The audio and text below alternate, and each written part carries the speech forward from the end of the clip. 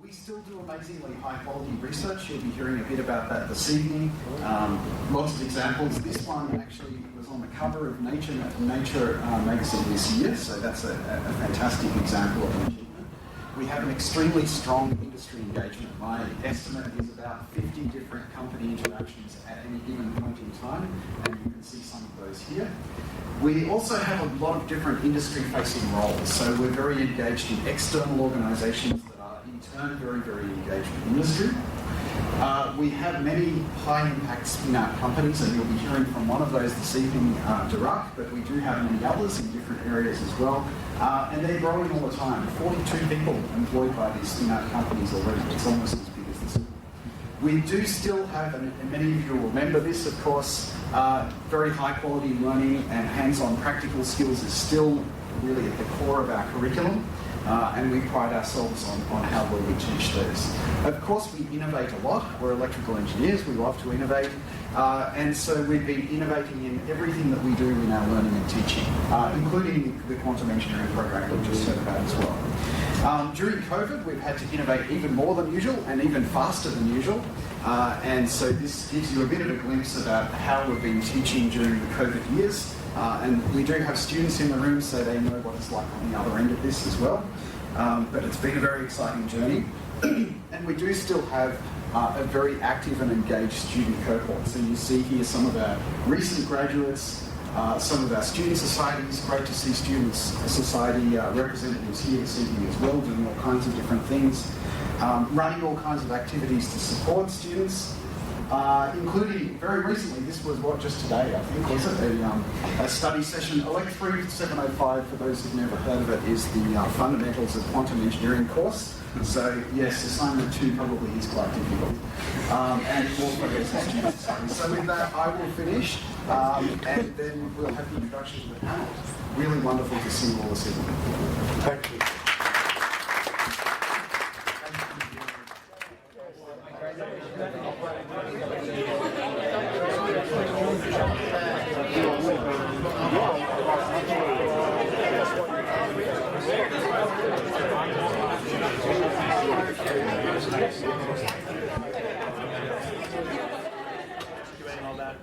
As we go on? Exactly. And sorry, Maya, did you want me to answer a question? Well, so I thought, we'll start with a bit of a tough one. I've been in the field of quantum computing and quantum in general for more than 15 years. And the promise has always been that quantum computing is just around the corner, is going to change your world, and get ready for it. We are still here 15 years later, or 20 years later in some cases. Is there a hype bubble? And what, how do we deal with them? Yeah. So, full disclosure, Maya warned us about these questions, and I still don't know exactly what the right answer is. So I think the short answer is that yes, I've learned about something called the hype curve, and maybe the engineers in the room know this better than the physicists do, but it was new to me a few years ago. So just the fact that a physicist knows what a hype curve is now, or at least I do, means that something's going on. I think we're all probably somewhat responsible for it over years and years of writing grants, promising all sorts of things. But on the other hand, it's justified. So would you call fusion research hype? Because it's also been through this type of thing where it's 5 years away, it's 10 years away for many, many decades. And yet the potential is so enormous, it's, I think, in a lot of ways justified. I think the real change, and if you read Scott Aronson, who's a big name in this field, if you read his blog over the last year, it's the fact that companies are going public now, quantum companies are going public, that's making some people a bit more uncomfortable. And I mean, again, the market will presumably sort that out as we go forward. Yeah, I think there's certainly hype, but a lot of it is justified. Is that all right to start us off? I think so. Andrew, I'd like to turn to you next. Electrical engineering, as Maya mentioned, I've been in the School of EE since 2000, so for just over 22 years, and originally trained as a physicist, but been teaching in engineering for a long time, and most of my research is really engineering based and electrical engineering based. And very recently, in May this year, based on research that my team and I developed in the school, we spun a company out called Diraq, which is a quantum computing company aimed at making, covering all of the areas of the stack, from the hardware through to the software, and engaging directly with end users. And so I'm CEO and founder of that company, and we actually sit with a lot of our staff sitting within the school, contributed by the university and in fact the school, into the company, which is the shareholder of the company. Fantastic. Maybe we can start for you with a bit of a technical bit. Yeah. I am walking this line between physics and computer science, and I've been doing it for the last 10 years. And at UTS, my focus is on developing quantum algorithms for relatively mature quantum computers. And on the Google side, helping the mostly US-based team to manage all of their Australian engagements. Fantastic. So, in terms of quantum algorithms, what sort of value do we think that is going to be brought to businesses in the short term and then maybe even in the longer term? Yeah, so I might disappoint many people, but I don't think businesses will get a lot of value out of quantum computing in a short term. And this is because the devices that we have are relatively noisy. So after you do a few computational steps, your computation will just fall apart and you are pretty much assembling noise. So in Google, we think that you will probably need at least 1,000 logical qubits. So we will need to implement full error correction to get the big to be able to solve the big practical problems, such as Shor's algorithm. So we can only guess when will this happen, but it's not going to happen next year. What we can do in the meantime? So first, the quantum computers that we have right now are very, very good at teaching us how to build better and bigger quantum computers. So scientists and researchers are having a lot of fun figuring out how to tweak them, how to make them better, what types of interesting physics experiments we can run on them. But for businesses, the important thing right now is to prepare themselves for the age when we will have quantum computers. Because quantum computers being very good at breaking cryptography is a massive threat for governments, private individuals, and businesses. And it takes a while to adopt a completely new encryption system, and also hackers have the possibility to store your sensitive information now and then encrypt it sometime in the future once we have a quantum computer.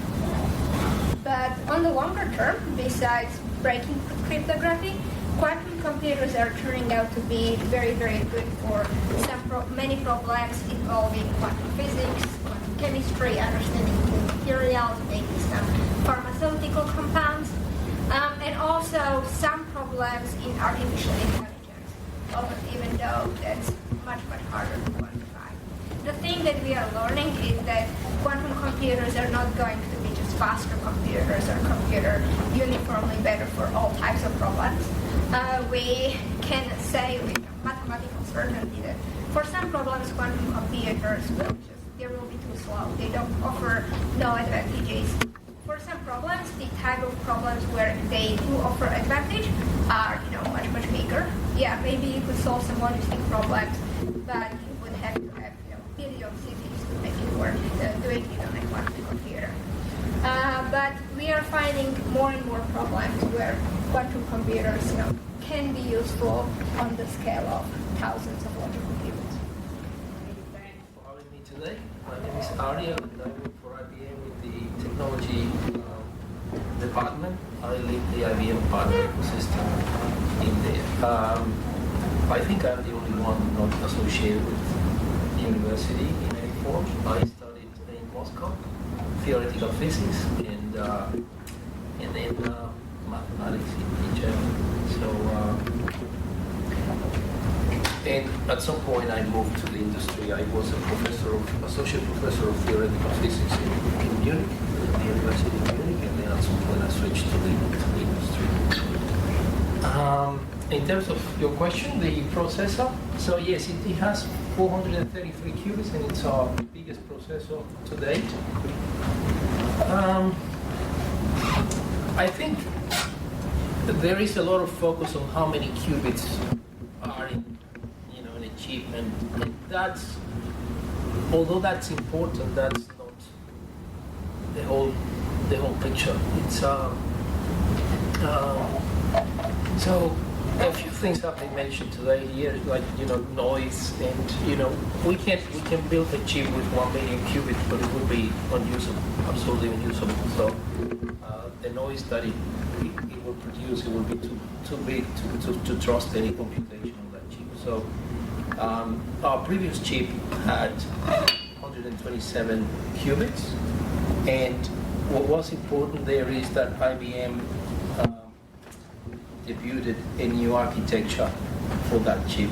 So this one is an evolution of the previous one, and essentially we have introduced multiple layers where the chip is in one layer and the wiring goes over multiple layers. So we have discovered that you can get some efficiencies in the way we control the chip by doing that. What it can do? Well, it cannot do much. It can do certain things faster than a classical computer, but are they of any value? Probably not.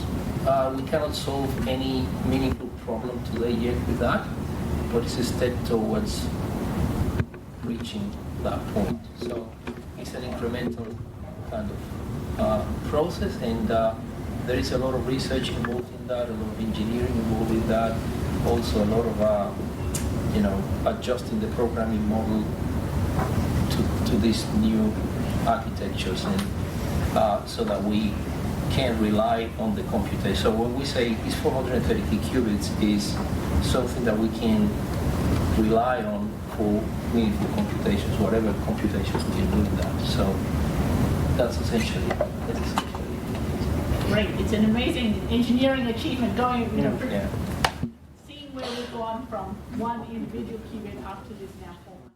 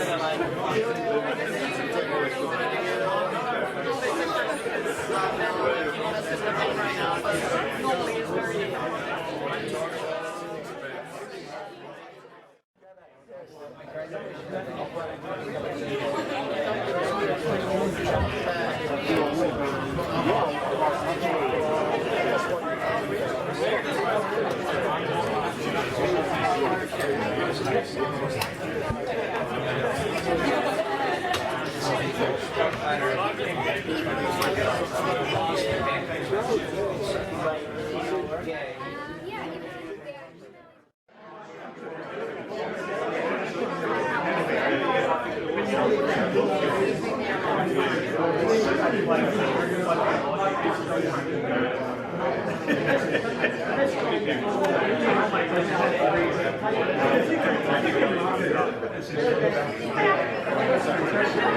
you.